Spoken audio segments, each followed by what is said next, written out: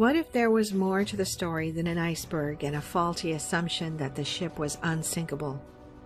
What if the accident was orchestrated to remove the powerful and wealthy rivals of J.P. Morgan, one of the men that owned the Titanic? If this were true, what could possibly be worth the lives of more than 1,500 people? Why would he do such a thing? Is there evidence that points to such a plot?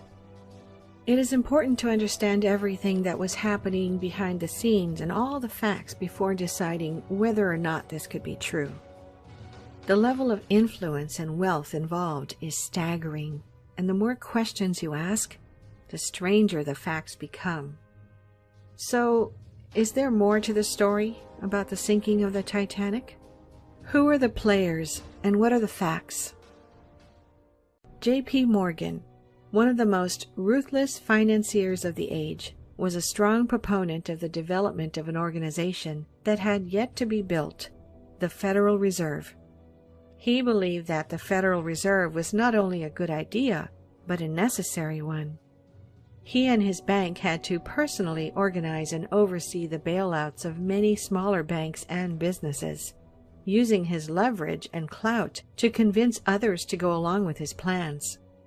He believed that a central bank system would ease the stress of the large banks that were at the mercy of bank runs caused by smaller banks and market forces. J.P. Morgan wanted a private version of the Federal Reserve as opposed to a government-controlled Federal Reserve, which was being proposed at the time by progressives in Washington. Only professionals and expert bankers should be in charge of the central bank, not government bureaucrats, thought Morgan. He was in favor of and a vocal proponent for the private Federal Reserve option. Other wealthy and influential members of society were opposed to the development of the Federal Reserve in opposition to J.P. Morgan. 3 of these people were Jacob Astor, Benjamin Guggenheim, and Isidor Straus. Isidor Straus was co-owner of Macy's department store with his brother Nathan.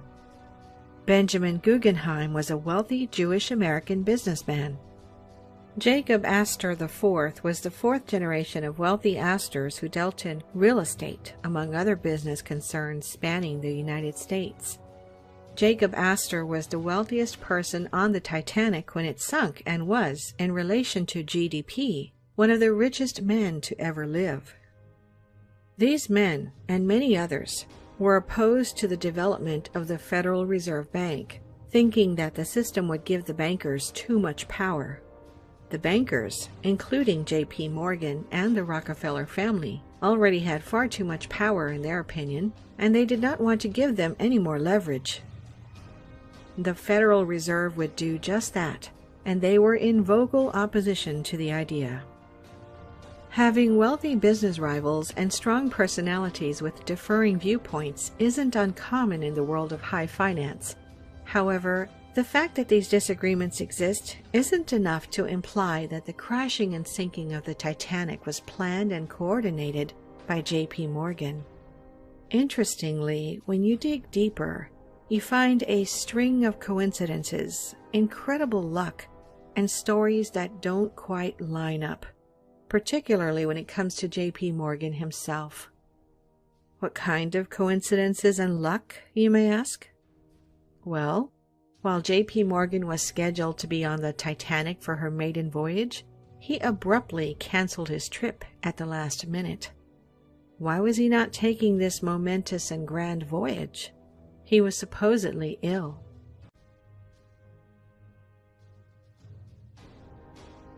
Fast forward 1 year, the year after the sinking of the Titanic, the Federal Reserve was created.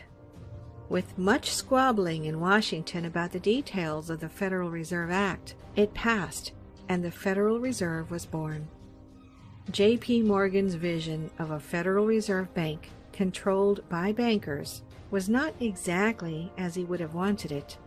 There was some federal government control wielded by the appointees to the Federal Reserve Board, but their control of the actual operation is limited.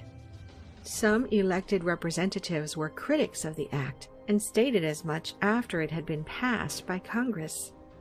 President Woodrow Wilson himself, who helped form the bill and used much of his political capital to get it passed, eventually came to regret signing it. He said this near the end of his life. "I am a most unhappy man. I have unwittingly ruined my country. A great industrial nation is controlled by its system of credit. Our system of credit is concentrated. The growth of the nation, therefore, and all our activities are in the hands of a few men. We have come to be one of the worst ruled, one of the most completely controlled and dominated governments in the civilized world. No longer a government by free opinion, no longer a government by conviction and the vote of the majority, but a government by the opinion and duress of a small group of dominant men."